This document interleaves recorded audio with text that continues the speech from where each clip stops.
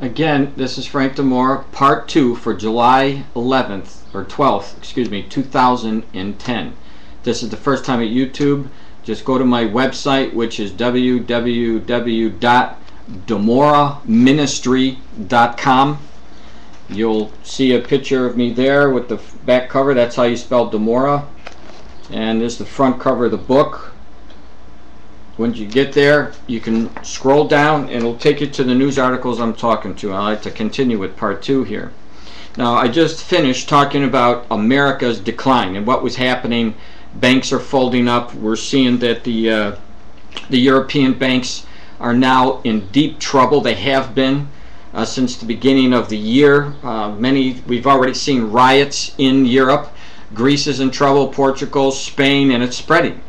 And now we see, just like America, the debt that they owe is coming due pretty soon. And they just simply don't have the money. So what do you think is going to happen?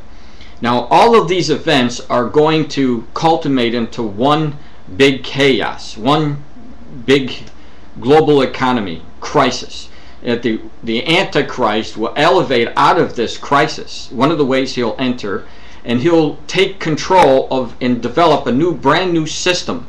This is the system that Jesus Christ talks about in Revelation chapter 13, verses 16 through 17, where he says that nobody will be able to buy or sell that he had the name or the mark of the beast. And so we know that the new system, one man will have control of the whole system, and he will do it by forcing his mark in their hand or in their right or in their forehead. And this information is also covered in my book as well in chapter 1. But when you take a look at what's happening with the banks, we've already seen America, for example, as I said in the first video today, they are declining faster than we've ever seen before, and they're already making comparisons to the first depression. When you go to my site and look for, just Google depression and Frank Demora, and you'll see the articles that I've been talking about a long time ago. And back in 2008, when I told the people, forget about the recession, you're going to hear signs of a depression coming, and that's exactly what's taking place. So America right now, we don't have job creations. If you don't have job creations, your economy is stagnant. Now, if the economy is stagnant, you don't have people being able to put money into the tax system, because if they're unemployed, there's no taxes going in, which is also wrecking the United States. 83 banks since January of 2010 failures again, and the number keeps going up, and there's over 1,000 other banks that are on the verge of doing the same thing.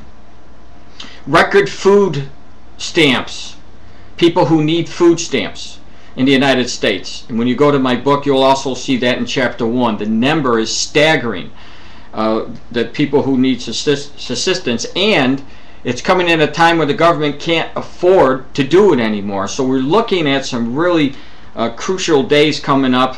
They're talking about, for example, in California, where Arnold Schwarzenegger wants to cut the government's employees' wages to minimum wage. And this is essentially the same kind of things that we were seeing coming out of Greece when they started to riot in their civil unrest. And in Matthew 24:7, Jesus pointed out that kingdom would rise against kingdom. That means their own nations fighting against their own people. And this is what we're starting to see. And when the economies collapse, you'll see a lot more of it. And this is what the Lord warned us to watch for. And of course, more people are getting pink slips. The last month, it was almost 500,000 people lost their jobs in the United States.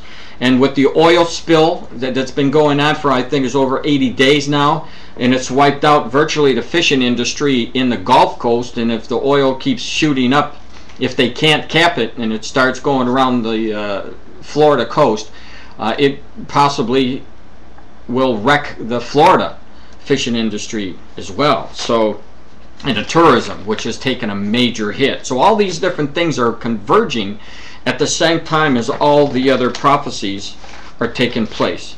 Now I'd like to turn my attention to 1 Thessalonians 5:3, where Paul warns, in the last days you will hear the call for peace and safety. And when you heard that, there'd be sudden destruction that would come.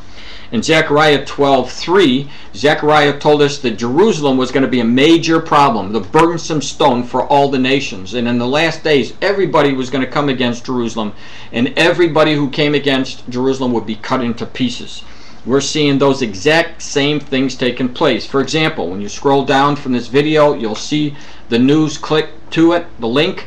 You can read it, the whole article. I'm giving you excerpts of this article, but you need to read the whole thing. Prime Minister Benjamin Netanyahu said on Sunday that he did not envision a negotiated Middle East peace settlement within the next 2 years, despite his Palestinian counterparts' declared intentions to set up infrastructure for a state by 2011.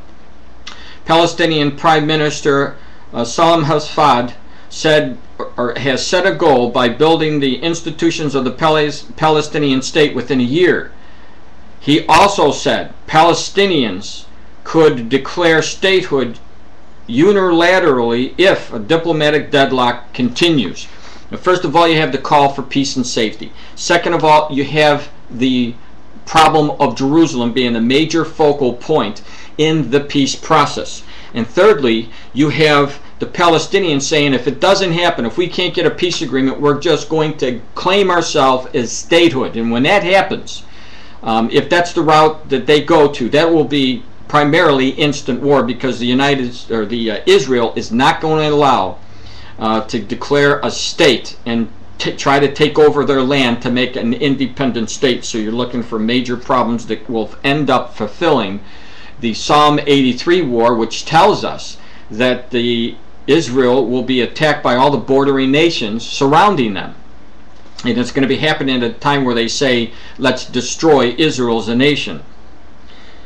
Let me go on. It says, so I think we should stay focused on the real problem in the Middle East, he said. It's not Israel.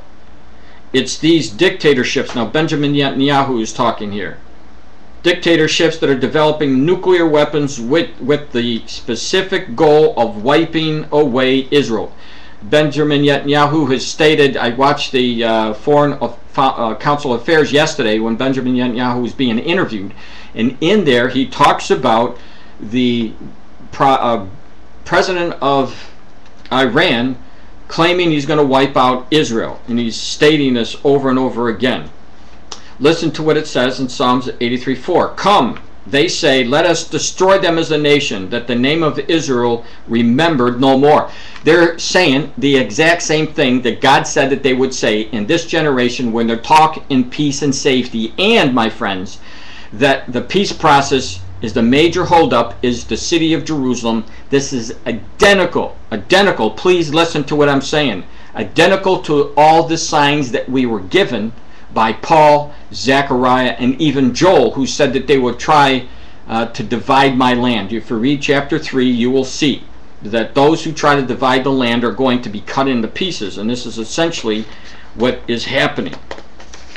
Now I'm going to continue on with another article in part 3 here, so scroll down to look for part 3 of the video. Thank you.